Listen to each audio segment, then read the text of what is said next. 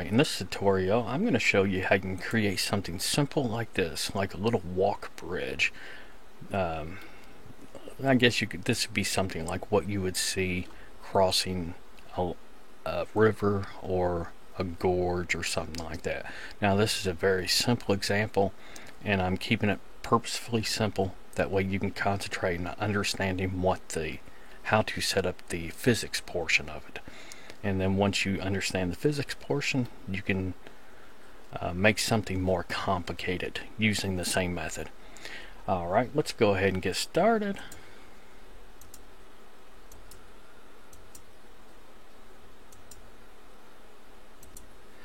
Alright, the first thing I'm going to do is hide the camera because I do not need that. And I'm going to create a plank, and this will be the part of the bridge that a person would step on or walk on. Add mesh, and I'm going to start with a cube. So if you have a cube, go ahead and keep it because you will need it. Unlike most tutorials where the first thing you do is delete the cube. Alright, now I'm going to scale this on the z-axis. So I'm going to press S for scale, Z, and then 0.1, enter. And then I'm going to scale it on the x-axis, S for scale, X, and then 0.5. Alright, so now we see what this plank looks like. You can make it any size you want. Now, being that this is a physics object, we do need to apply the scale. All of these should show 1. So to apply the scale, just press Ctrl A and then choose scale. Alright, now all these show 1. The physics should work better. Alright, now let's go ahead and press 1 to go into front side view and press 5 to go into orthographic view. It just makes it a little bit easier to see what we're doing. I'm zooming in a little bit, and I'm going to go ahead and give this plank some physics properties. So click on the physics tab, go to rigid body, and the default settings will work just fine for this. Alright, now we need to duplicate this plank because we're going to have 10 planks. So press Shift D and then X, and then just move it till it's almost touching, about like that. Alright, now we're going to press Shift R to basically duplicate what we just did. Shift R, and it creates another duplicate and moves it. Now let's do that 7 more times. 4, 5, 6, 7, 8, 9, 10.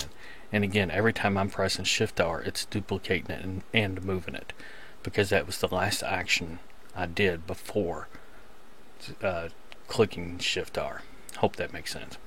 Now, I need to select all of these, so I can either do B for box select and select all of them, or I can press C for circle select and select all of them. I kind of like circle select better.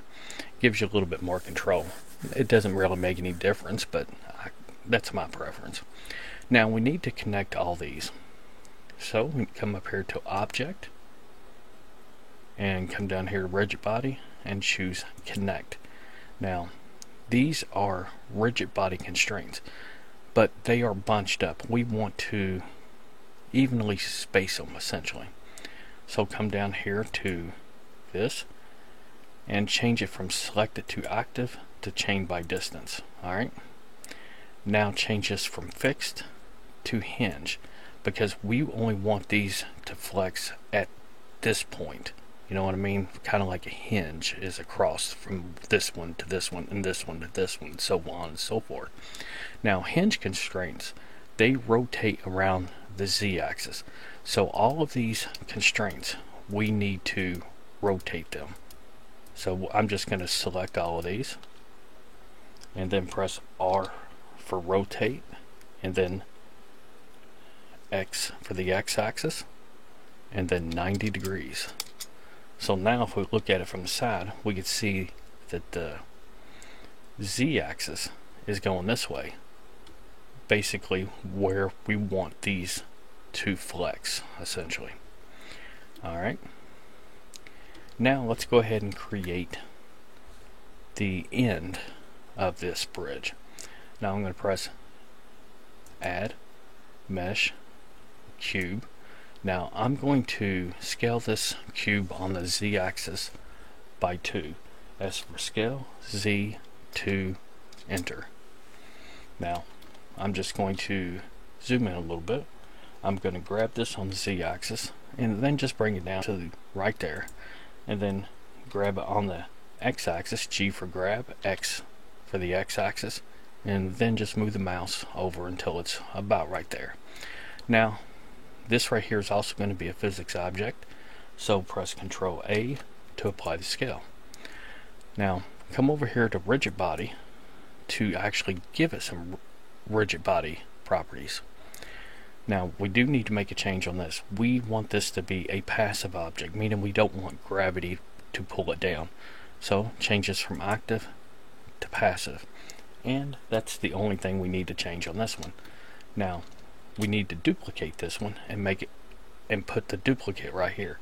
Shift D to duplicate, and then X for the x-axis, and then just move it to here. And again, leave just a little bit of a gap. It doesn't have to be perfect.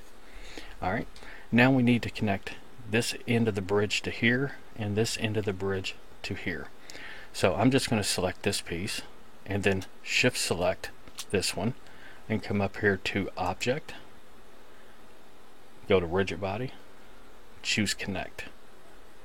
Now this right here is the hinge constraint. Now we want to select this hinge constraint and press G for grab, and then just put it right here. Alright, doesn't have to be perfect. And then press R for rotate, X for the x-axis, and then 90.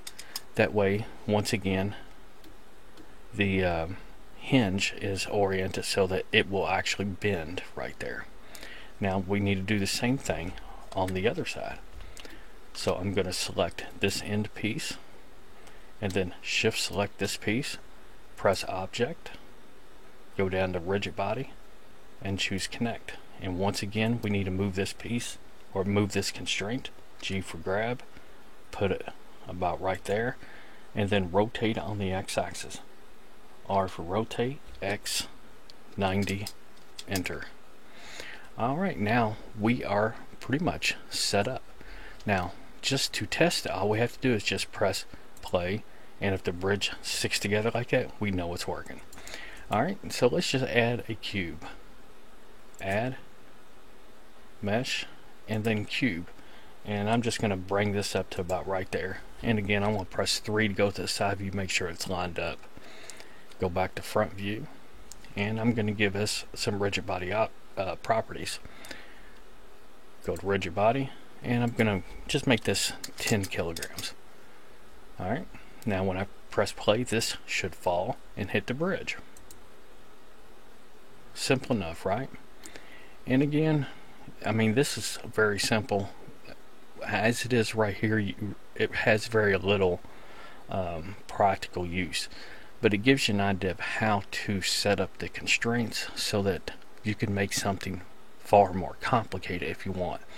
And as far as I understand, there's no limitation on how long you can make this, just as long as your computer could handle the physics. But realistically, this is simple. Hope it's helpful to some people. Have any questions? Let me know. Later, people.